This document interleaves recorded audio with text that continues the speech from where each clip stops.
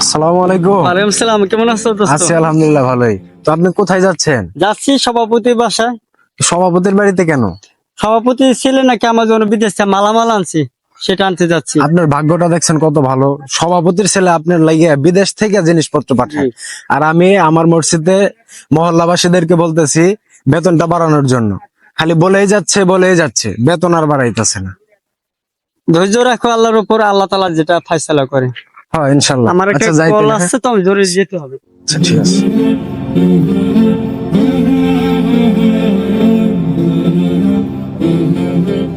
আসসালামু আলাইকুম সভাপতি সাহেব। ওয়ালাইকুম আসসালাম।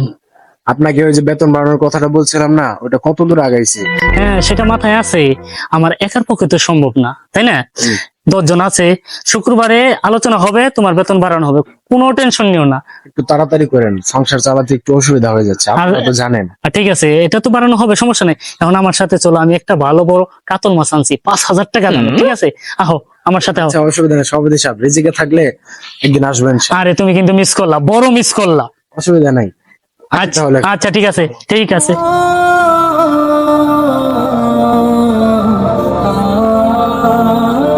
মিস করলো, বড় মিস করলো।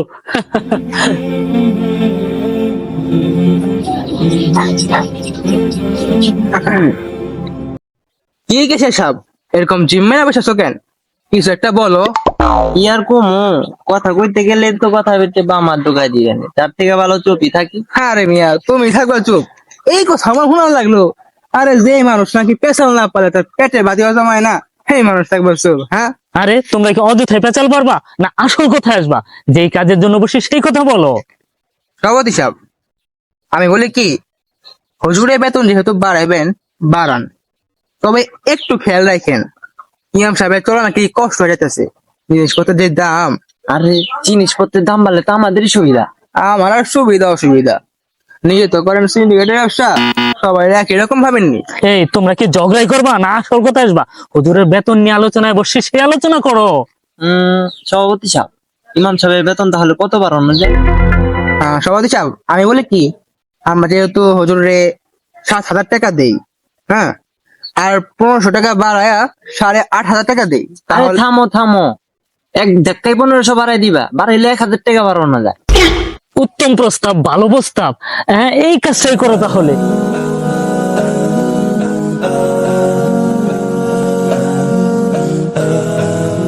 আসসালামু আলাইকুম।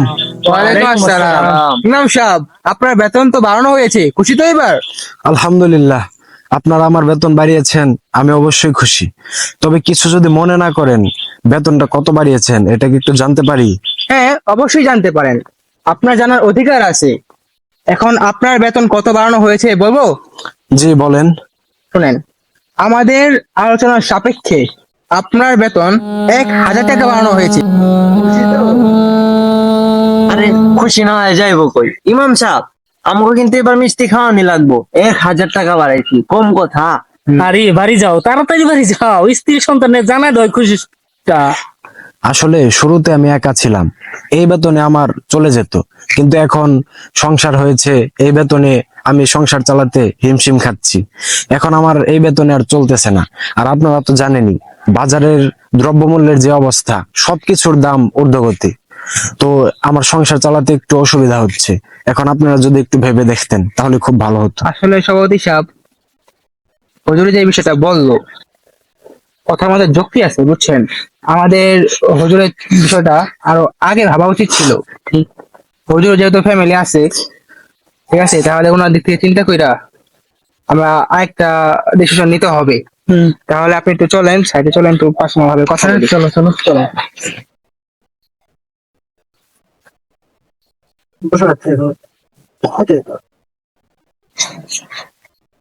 ইমাম সাহেব, আপনার জন্য একটা খুশির সংবাদ আছে, ঠিক আছে?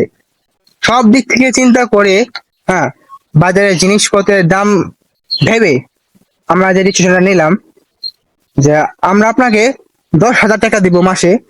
ইনশাআল্লাহ পরবর্তীতে আমরা আরো বাড়ানোর চেষ্টা করব, যেহেতু আমাদের এলাকাটা ছোট ছোট একটা মহল্লা, সেই অনুযায়ী আমরা আস্তে আস্তে আরো বাড়াবো। ঠিক আছে, আপনি খুশি তো এখন? হ্যাঁ, আলহামদুলিল্লাহ আমি খুশি ঠিক আছে। ইনশাআল্লাহ।